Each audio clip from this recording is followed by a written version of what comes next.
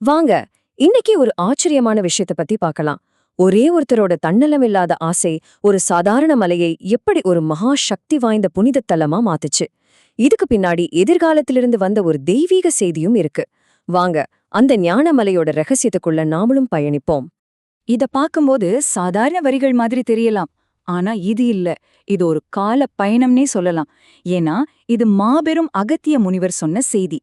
இதுல இருக்கிற ஆச்சரியம் என்னன்னா, இந்த செய்தி சொல்லப்பட்டதா குறிப்பிடப்படுற நாள் பிப்ரவரி 23, 2026. ஆமாங்க, நீங்க சரியாத்தான் கேட்டீங்க. எதிர்காலத்திலேந்து வந்த ஒரு செய்தி. இதுதான் ஞானமலையோட ரகசியத்தை திறக்கப் போற முதல் சாவி. சரி, அந்த எதிர்கால செய்தியில அப்படி என்னதான் இருந்துச்சு? அது ஒரு தீர்க்க தரிசனம். நாம இப்ப வாழ்ந்துட்டு இருக்கிற இந்த கலியுகம் இருக்கே, இந்த காலத்துல மனுஷங்க படப்போற கஷ்டங்களையும் அவங்கள வாட்டப்போற நோய்களையும் அகத்தியர் அப்பவே தன்னோட ஞான பார்வையில பாத்துட்டாரு. இந்த ஒரு கவலை தான் நம்ம கதையோட தொடக்கப்புள்ளி. ஐயோ, கலியுகத்துல மக்கள் எப்படிதான் வாழப் போறாங்களோ? இது சும்மா கேட்ட கேள்வி இல்ல. முருகப்பெருமானோட தீவிர பக்தரான அருணகிரிநாதரோட இதயத்திலிருந்து வந்த ஒரு வேதனை குரல் இது. அவரு தன்னுடைய இஷ்ட தெய்வமான முருகன் முன்னாடி மண்டியிட்டு, தனக்காக இல்ல, நம்மள மாதிரி மனுஷங்களோட எதிர்காலத்தை நினைச்சுதான் இவ்ளோ வருத்தப்பட்டாரு.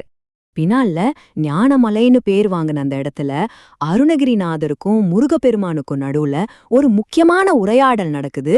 சொல்லப்போனா சரித்திரத்தையே மாத்தி எழுத போற ஒரு உரையாடல் அது. வாங்க, அங்க என்ன நடந்துச்சுன்னு பாப்போம். யோசிச்சு பாருங்க, கடவுளே உங்க முன்னாடி நிக்கும்போது நீங்க என்ன கேப்பீங்க? தனக்கு முக்தி வேணும், செல்வம் வேணும்னு அருணகிரிநாதர் கேட்டிருக்கலாம். ஆனா அவர் அதை எதையுமே கேட்கல. அதுக்கு பதிலா எதிர்காலத்துல துன்பப்பட போற மக்களுக்காக இந்த இடத்துக்கு வர்ற ஒவ்வொருத்தரோட வாழ்க்கை நல்லா இருக்கணும்னு ஒரு சக்தி வாய்ந்த வரத்தை கேட்டாரு. அருணகிரிநாதரோட இந்த வேண்டுகோளை கேட்டு முருகனுக்கே ஒரே ஆச்சரியம். அவர் உடனே, அருணகிரி, உனக்குன்னு எதுவுமே கேட்கலையே நீ அப்படின்னு கேட்டாராம். ஒரு மனுஷனோட தன்னலம் இல்லாத தன்மைய பார்த்து ஒரு கடவுளே பிரமிச்சு போன தருணம் அது.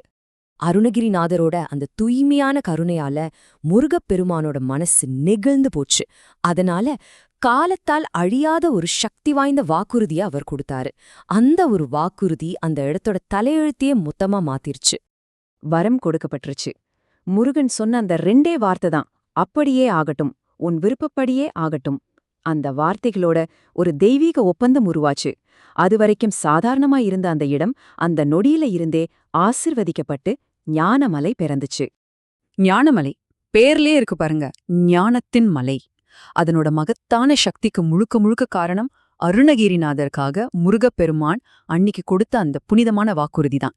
அதனாலதான் ஞானம் தேடுறவங்களுக்கு அது ஒரு உன்னதமான இடமா இன்னிக்கும் இருக்கு.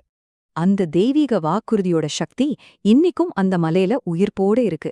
அங்க வர்றவங்களோட பாவங்கள் மன்னிக்கப்படுது, மனசுல இருக்கிற கவலைகள் நீங்குது, உடம்புல இருக்கிற நோய்கள் குணமாகுது. இது மட்டும் இல்ல, அவங்க வாழ்க்கை தரமே உயர்ந்து ஞானம் அடையறதுக்கான வழியும் திறக்குது. அருணகிரிநாதர் ஆசைப்பட்ட மாதிரியே எல்லாம் நடக்குது. ஞானத்தை தேடி அலைஞ்ச பல பெரிய பெரிய ஞானிகளையும் முனிவர்களையும் ஈசனே இங்கதான் வழி நடத்தி அனுப்பினதா சொல்லப்படுது. அவங்க எல்லாரும் இங்க வந்து முருகனை தியானம் செஞ்சு ஆழ்ந்த ஞானத்தை அடைஞ்சாங்க. அதனால காலப்போக்குல அது ஞானம் தேடுறவங்களுக்கு ஒரு முக்கியமான சரணாலயமா மாறிடுச்சு. இப்போதான் நாம ஞானமலையோட மிக ஆழமான ஒரு ரகசியத்துக்குள்ள போக போறோம். அதோட சக்திங்கிறது ஏதோ பழங்காலத்துல நடந்த ஒரு விஷயம் மட்டும் இல்ல, அது இன்னைக்கும் அந்த இடத்துல உயிரோட்டமா இருக்கிற ஒரு பிரசன்னம். அந்த சக்தி எப்படி இன்னைக்கும் இருக்குன்னு கேக்குறீங்களா? ஏன்னா அங்க ஞானம் அடைஞ்ச பல முனிவர்கள் இன்னும் அந்த இடத்தை விட்டு போகலையாம். அவங்க ஜீவசமாதி நிலையில, அதாவது நம்ம கண்ணுக்கு தெரியாத ஒரு சூக்ஷ்ம வடிவத்துல இன்னைக்கும் அங்க தியானம் பண்ணிட்டு இருக்காங்க. சரி, அவங்க ஏன் இன்னும் அங்க தியானம் பண்ணணும்? ஒரே ஒரு காரணம்தான், முருகப்பெருமான் கொடுத்த அந்த வாக்குறுதிய நிலைநிறுத்தணும், இந்த கலியுகத்துல கஷ்டப்படுற மக்களை காப்பாத்தணும். சொல்லப்போனா அவங்களோட தியானம் நமக்கெல்லாம் ஒரு பாதுகாப்பு கவசம் மாதிரி செயல்படுது. ஒரு துறவியோட தன்னலமில்லாத ஒரே ஒரு ஆசை பல 100 வருஷமா மக்களை காப்பாத்துற ஒரு சக்தி மையத்தையே உருவாக்க முடிஞ்சிருக்கு. அப்போ யோசிச்சு பாருங்க, நாம இன்னைக்கு மத்தவங்க மேல காட்டுற ஒரு சின்ன கருணை செயலுக்குள்ள எவ்ளோ பெரிய சக்தி ஒளிஞ்சிருக்க கூடும். இத பத்தி நீங்க என்ன நினைக்கிறீங்க?